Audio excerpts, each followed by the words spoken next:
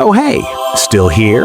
Your thumb is on autopilot, isn't it? Scroll, scroll, and you don't even remember what you saw 3 seconds ago. Congrats, Buttercup. You've officially checked into the biggest casino in human history.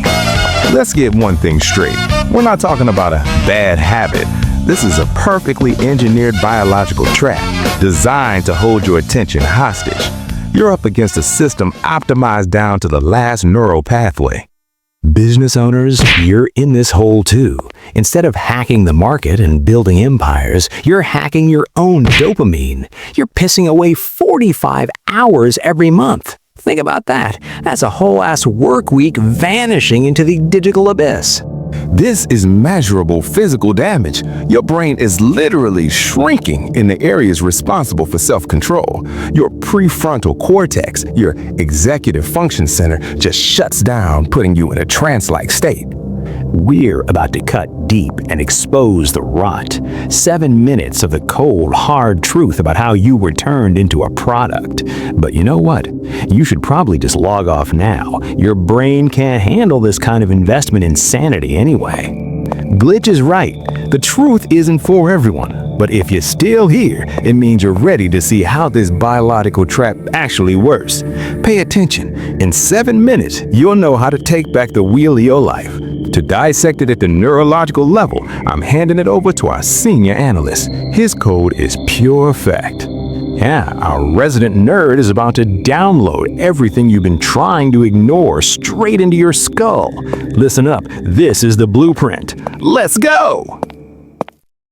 All right, let's talk about something we all know way too well. Why is it so ridiculously hard to just put your phone down? It's not just you. There's a real battle going on for your attention. And today, we're going to look at how that fight is being waged right inside your brain. I mean, you know the feeling, right? You just grab your phone for a second, maybe to check one little thing. And then you look up and an entire hour is just gone. Poof, vanished into the scroll hole. If that's you, trust me, you are in very, very good company. But here's the thing, and this is really important. This isn't a willpower problem. You're not lazy or weak-willed. What you're up against is a system that has been carefully, meticulously engineered to do one thing: keep you hooked. Yeah, you heard that right. It's a dopamine trap. See, when your time is the actual product being sold to advertisers, the whole game changes. The entire system is designed from the ground up to hijack your brain's most basic reward pathways, all to keep you scrolling. So how exactly are they pulling this off? How are they hacking into your brain's reward system? Well, it really boils down to 2 incredibly powerful psychological tricks. Okay, first up is something called a variable reinforcement schedule. It's a fancy term, but you already know exactly how it works. Just think of a slot machine in Vegas. You pull the lever, you get nothing. You pull it again, nothing. You pull it again, jackpot. It's that unpredictability, that maybe this time feeling, that makes it so addictive. Well, your social media feed is the exact same thing.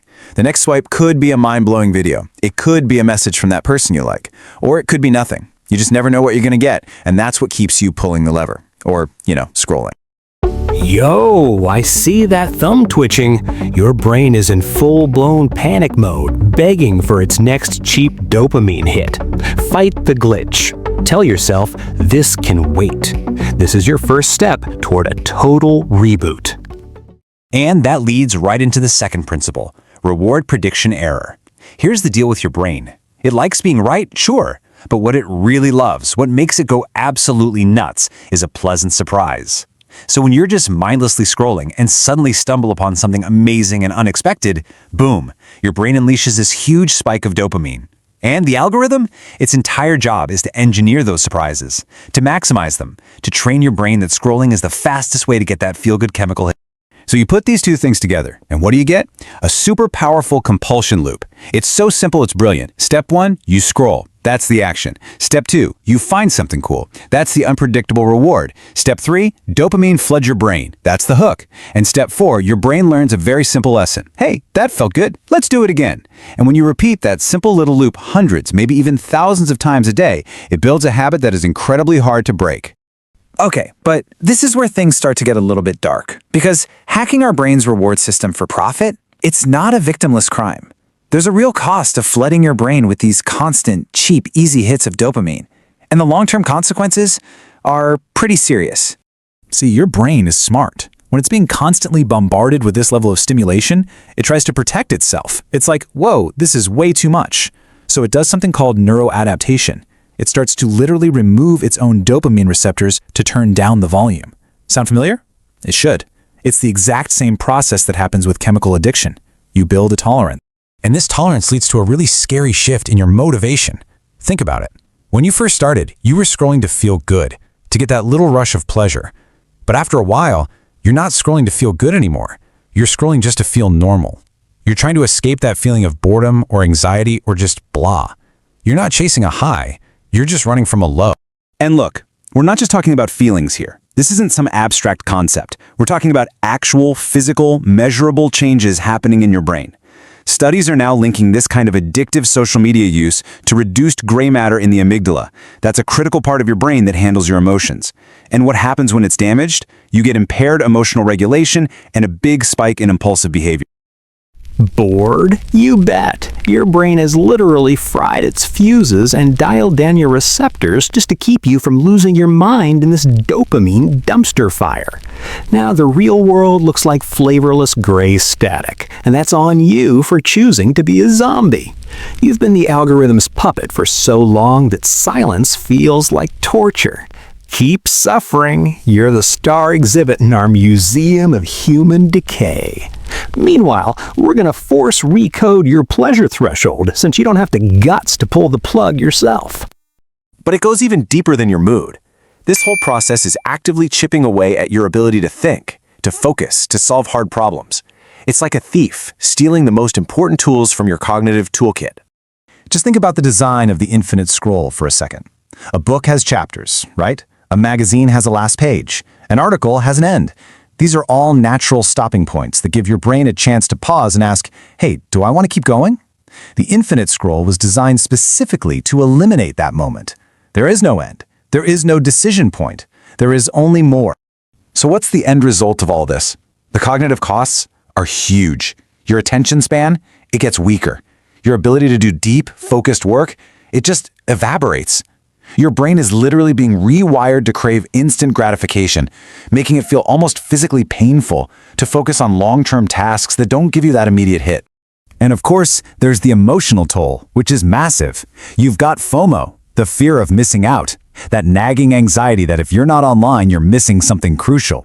Then there's the constant social comparison, where you're watching everyone else's highlight reel and feeling like your own life doesn't measure up.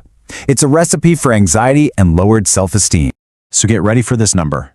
2 hours and 21 minutes. That's not per week. That is the average time someone spends on social media every single day. Let's break that down. That's more than 16 hours a week. It's almost 35 full 24-hour days per year just scrolling.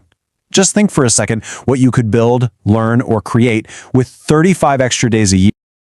We're in the home stretch. Your prefrontal cortex is finally snapping out of its coma.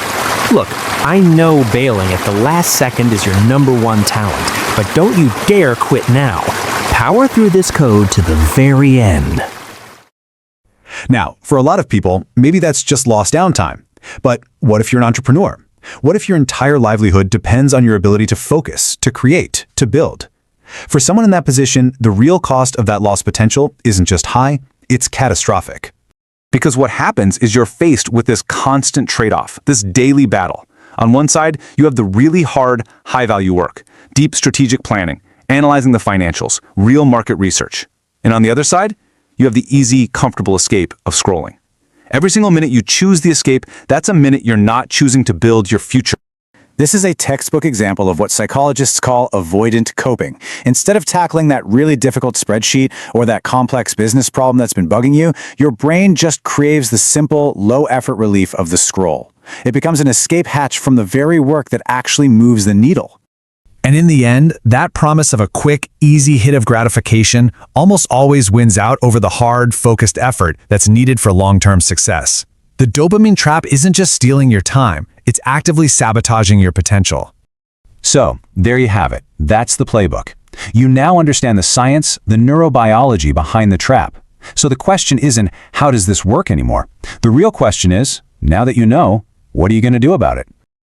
Your 7 minutes are up, but the real work is just beginning. Keep this in mind.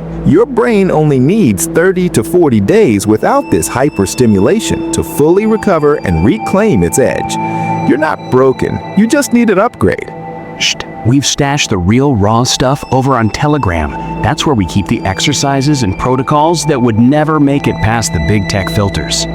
The complete attention detox and control guide is already live on our channel.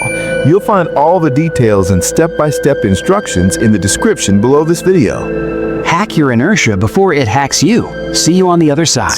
Peace out.